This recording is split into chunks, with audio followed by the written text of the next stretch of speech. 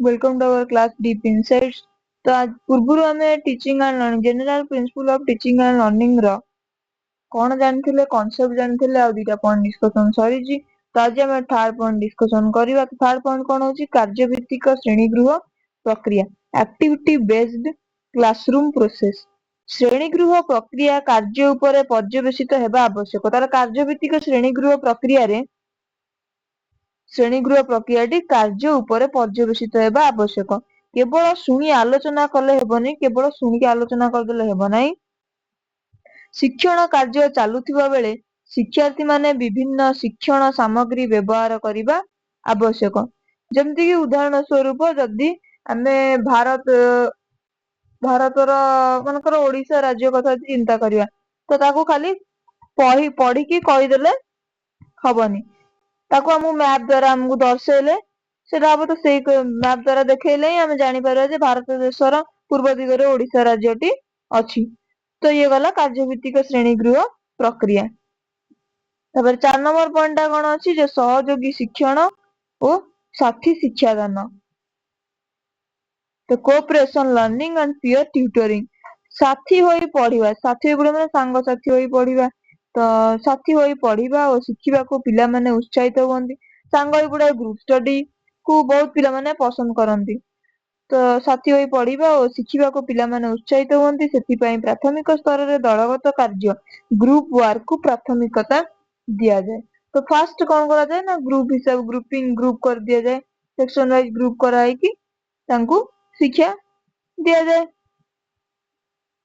तो से कौन कहला सेति पई प्राथमिक स्तर रे दलगत कार्य ग्रुप वर्क को प्राथमिकता दिया जाए। दलगत आलोचना सिद्धांत और उपस्थापना शिक्षादान और शिक्षण प्रक्रिया को जीवंत करिथाय। ताले दलगत भाव ग्रुप डिस्कशन जोगु आलोचना और सिद्धांत उपस्थापना शिक्षादान और शिक्षण प्रक्रिया को जीवंत करिथाय। एहा बाद सबु पिलांकर ज्ञान और बुद्धि समान नुहे। ताले आमे कोन आम तो जानचे इंडिविजुअल डिफरेंस रे कोन जानचे जे प्रत्येक मनुष्य प्रत्येक थारु भिन्न गुण रे हो कि रूप रे हो भिन्न थाए। ता बुद्धि भी तांकर इंटेलिजेंस गुडा भी सब अलग अलग। तो एहा बाद सबु पिलांकर ज्ञान और बुद्धि समान नुहे। ता सब पिलांकर बुद्धि और ज्ञान समान नुहे। तो किए क्लास रे भला पढ़ुथाई पारे, किए खराब भी पढ़ुथाई पारे, किए मीडियम रेंज रे भी पढ़ुथाई पारे। तो विभिन्न प्रकार पिला श्रेणीगृह रे अध्ययन करथांती। तो तेणु दल भितर थिबा दुर्बल पिलाटा जदि भला पिलांग ठारू बुझी परिबो। जदि आमे ग्रुप गुडा करिवा जे केवल गोटे ग्रुप रे भल पिला रहिबे तो भल पिला माने रहिबे आ गोटे खराब पिला रहिबे अलगा ग्रुप होला तो सेतरे एते शिक्षण फलप्रद हबनी। किंतु जदि आमे ग्रुप टा करिवा कोन जे भल पिला खराब पिला जदि मिसेकी करा जाए ताले सेटा बेसी हेल्पफुल हम। जे खराब पिला भल पिलांग ठारू शिखि जिवे तो जानी परिबे जे कॉन्सेप्ट कौन कि सेटा कौन। तो तेणु दल भितर थिबा दुर्बल पिलाटा भल पिलांग ठारू बुझी परिबो। दल गठन कला बेले बा नाम लेखा बेले समान बुद्धि और ज्ञान संपन्न पिला माननकु नै दल गठन बा विभाग करा जाउतला। पूर्वरु ताले कोन करा होता भल पिला माननकु गोटे ग्रुप करा होतला आ खराब पिलांकु आ गोटे ग्रुप करा होतला। तो ताकू कोन कहा जाय याकू इंग्रजी रे होमोजेनियस ग्रुपिंग बोली के कहा जाउतला। तो पूर्वरु जो केवल समान बुद्धि संपन्न पिलांकु गोटे दल करा होतला सेक्शन रे रहउतले गोटे सेक्शन रे तो तांको कहला होमोजेनियस ग्रुपिंग इंग्लिश रे कहा जाय। मात्र एबे वर्तमान आम टिके चेंजेस आसी जायछि। तो एबे कोन चेंजेस आसीछि वर्तमान एबे दल गठन कला बेले बा विभाग कला बेले भल मंद पिला उभय मिसिकी रहउचंती। तो ताकू इंग्लिश रे कोन कहउछि हेटेरोजेनियस ग्रुपिंग।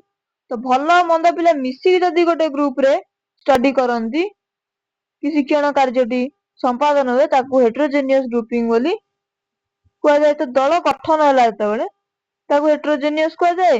तापरे ये होछि कोन भल भल पिला माने जदि गोटे ग्रुप रे ताकू होमोजेनियस ग्रुपिंग बोली कहा जाए। तो ग्रुपिंग रो डिवाइड हे गेला हम से कथा पढिले। तो यह साथी शिक्षादान बा शिक्षण पीयर ट्यूटरिंग अटे। ताले साथी शिक्षादान और शिक्षण आमे पढिले वर्तमान। तो फिफ्थ पॉइंट होछि हमर कोन सह संपर्क को रिलेशन।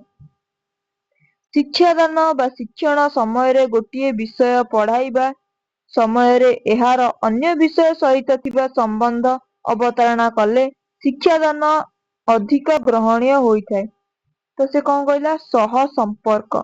ଦୁଇଟି ସବଜେକ୍ଟ ମନେକର ଇଂଲିଶ ଗୋଟେ ଟପିକ ଆମର ପଢା ହେଲା, କଣ ଇଂଲିଶ ଗ୍ରାମାର ହଉ କି ଓଡିଆ ଗ୍ରାମାର ହଉ, ଯଦି ଟାଇପ୍ସ ଅଫ ସେଣ୍ଟେନ୍ସ କୁ ଯଦି ଚିନ୍ତା କରାଯାଏ, ତ ସେଣ୍ଟେନ୍ସ କହିଲେ ହଉଛି କଣ ବାକ୍ୟର ପ୍ରକାର ଭେଦ। ତ ଇଂଲିଶ ଆଉ ଫାଷ୍ଟ ଆମେ ଓଡିଆରେ ପଢିବା, ତାପରେ ଇଂଲିଶରେ ପଢିବା ଯଦି, କି ଇଂଲିଶ ରୁ ଓଡିଆ ଏମିତି ଯଦି କୋରିଲେଟ କରି ପଢିବା, ତାହେଲେ ସେଗୁଡା ଜଲ୍ଦି ମନେ ରହିଯିବ। କାହିଁକିନା ଆମେ ସେ ବିଷୟରେ ପୂର୍ବରୁ ଓଡିଆ କଥା ତ ଆମେ ଜାଣିଥାଉ। ତ ଆମେ ଇଂଲିଶ ଯେତେବେଳେ ପଢୁ, ଯଦି ଓଡିଆରେ ଆଗ ଇଂଲିଶରେ କହିଦେଲୁ କି ତାପରେ ଓଡିଆରେ କହିଦେଲୁ, ଯେମିତି କୁହାଯାଏ, ତାହେଲେ ଜଲ୍ଦି ପାଠଟା ମନେ ରହେ। ତ ସିଏ କଣ ଉଦାହରଣ ଦେଇଛି, ତ ଉଦାହରଣ ସ୍ୱରୂପ ଇତିହାସ ପଢାଇବା ସମୟରେ ଅଶୋକଙ୍କ ଜନ୍ମସ୍ଥାନ ଜୟ କରିଥିବା ମାନଚିତ୍ରକୁ ଦେଖାଇବାକୁ ପଡିଥାଏ। ତ ସେ କଥା, ହିଷ୍ଟ୍ରି ଯେତେବେଳେ ପଢାଯାଏ, ଇତିହାସ ଯେତେବେଳେ ଆମେ ପଢେଇବା, ମନେକର ଅଶୋକଙ୍କ ବିଷୟ ଅଛି, ତ ଅଶୋକଙ୍କ ଜନ୍ମସ୍ଥାନ ଜୟ କରିଥିବା ମାନଚିତ୍ରରୁ ଦେଖେଇବାକୁ ପଡିଥାଏ।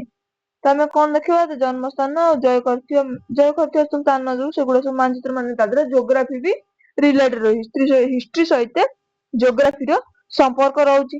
ସେଇ କଥା କହୁଛ, ସହ ସମ୍ପର୍କ। ସେୟା କହୁଛ, ସ୍ଥିରୀକୃତ ସିଲାବସରେ ଯାହା ଅଛି ତାହାକୁ ଅକ୍ଷରେ ଅକ୍ଷରେ ମାନିଲେ ଶିକ୍ଷଣ ବୋଧଗମ୍ୟ ହୁଏ ନାହିଁ। ତ କିନ୍ତୁ ଯୋଉ ସିଲାବସରେ ଯାହା ଦେଇଛି, ଆମେ ଯଦି ଖାଲି ତାକୁ ପଢିଦବା, ଖାଲି ରିଡିଙ୍ଗ ମାର, ହିଷ୍ଟ୍ରି ମାନେ ରିଡିଙ୍ଗ ମରା ହବ, ସେମିତି ହେଲେ ଶିକ୍ଷଣ ବୋଧଗମ୍ୟ ହବନି, ବୁଝିପାରିବା ନାହିଁ ଆମେ। ତ ସେଥିପାଇଁ ଜନ୍ ଡୁଇ ଏହି ପଦ୍ଧତିକୁ ବ୍ୟାଙ୍କିଙ୍ଗ ସିଷ୍ଟମ ବୋଲି ପରିହାସ କରିଛନ୍ତି। କୋଉ ସିଷ୍ଟମ, ଏଇ ଯୋଉ ଖାଲି ରିଡିଙ୍ଗ ମାରିଦବା, ୟାକୁ ବ୍ୟାଙ୍କିଙ୍ଗ ସିଷ୍ଟମ ବୋଲି କୁହାଯାଇଛି ବୋଲି ପରିହାସ କରିଛନ୍ତି।